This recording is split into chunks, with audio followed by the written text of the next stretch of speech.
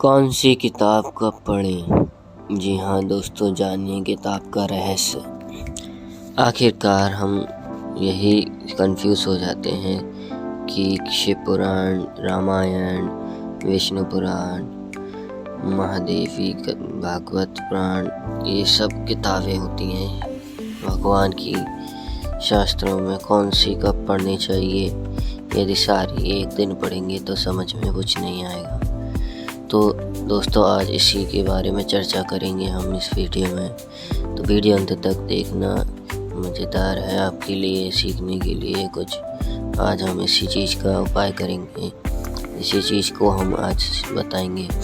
तो मैं एक ऐसा उपाय बताऊंगा जिसमें आपका दिन भी नहीं ख़राब होगा और आप अच्छे से समझ पाएंगे किताब के बारे में। इस किताबों को सभी किताब भी पढ़ सकते हैं आप, वो भी समय के हिसाब से। तो वो कैसे, तो चलिए बिना देरी किए शुरू करते हैं। तो दोस्तों, सबसे पहले आता है विष्णु पुराण। विष्णु पुराण आपको कब पढ़ना चाहिए? विष्णु पुराण में बता दूं कौन सी किताब होती है। वह ऐसी किताब होती है जिसमें विष्णु भगवान के बारे में लिखा होता है कि उन्होंने कौन से अवतार लिए और उनका क्या परिचय है, उनसे संबंधित कौन सी लीलाएँ और लक्ष्मी माँ कौन है, उसमें सब कुछ लिखा है विष्णु भगवान से संबंधित।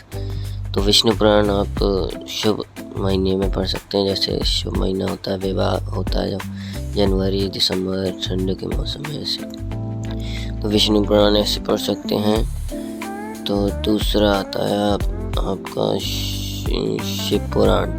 शिव पुराण आप अगस्त के महीने में पढ़ सकते हैं, जब सावन का महीना आता है। सावन का महीना पूरा 1 महीने तक चलता है, ये तो आपको पता ही होगा। तो 1 महीने में आप शिव पुराण ख़त्म कर सकते हैं। एक दिन रोज़ पाठ पढ़ेंगे तो और अच्छे से समझ में भी आ जाएगा आपको कि शिव पुराण क्या है। शिव पुराण में शिव जी के बारे में है, उनकी लीलाएं, परिचय सब है कि कैसे जन्म हुआ, क्या हुआ जिस समय। तो शिव पुराण हो गया। अब तीसरा आता है गरुड़ पुराण। गरुड़ पुराण दोस्तों ऐसी किताब है जिसमें गरुड़ देव जो हैं, विष्णु भगवान के जो वाहन हैं, वह गरुड़ देव हैं। तो उन गरुड़ देव को विष्णु भगवान बताते हैं कि मृत्यु के बाद क्या होता है। जैसे लोग पाप करते हैं तो उनको कैसी सज़ा मिलती है, कब मिलती है, किस तरह मिलती है, ये सब गरुड़ पुराण में लिखा है। क्योंकि गरुड़ देव ने प्रश्न किया था विष्णु भगवान से, तब विष्णु भगवान ने उनके उत्तर देते हुए वो पूरी कहानी बताई थी। तब वह गरुड़ पुराण बन गई पूरी किताब। उसे पढ़ने से कहते हैं विष्णु भगवान के अमृत को पा लेना होता है, उनके मुख से अमृत निकला हुआ जैसे शब्द वेद निकले थे। इसलिए तो गरुड़ पुराण में ये सब लिखा है, मरने के बाद कौन नरक जाएगा, कैसे जाएगा, ये सब। इसीलिए वो कब पढ़ना चाहिए? वो पितृ दिवस में, जो पितरों का दिन आता है, जब श्राद्ध होता है, श्राद्ध करते हैं तब। तो 15 दिन से ज़्यादा नहीं होता, बस इतने दिन का ही होता है। तो इतने दिन में आप ख़त्म कर सकते हैं, गरुड़ पुराण पढ़ सकते हैं। और इसे पढ़ने से आप के पितृ भी खुश हो जाएंगे। तो ये थे 3 पुस्तक हो चुकी। चौथी भागवत गीता, श्रीमद् भागवत गीता, जो कि कृष्ण जी की है। उसे तो आपको रोज़ पढ़ना चाहिए।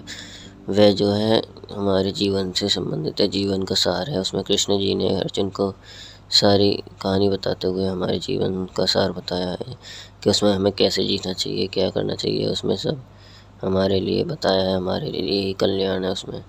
तो उसे रोज़ाना पढ़ सकते हैं आप। अब आता है रामायण। रामायण आप रामनवमी में या हनुमान जयंती में पढ़ सकते हैं, क्योंकि रामायण में कुछ ज़्यादा नहीं है, उसमें बस आदर्श वगैरह के बारे में है। राम जी कैसे थे, कैसे नहीं थे, ये सब था। वो चाहे तो बचपन में बच्चों को पढ़ाया जा सकता है, बच्चे सीखेंगे कुछ रामायण से। इसलिए तो रामायण इस समय पढ़ सकते हैं आप। फिर आता सुंदरकांड भी रामनवमी या हनुमान जयंती में पढ़ सकते हैं, या किसी का जन्मदिन हो तब आप हनुमान जयंती करा सकते हैं, वो सुंदरकांड करा सकते हैं। सुंदरकांड का पाठ उसमें हनुमान जी के बारे में होता है।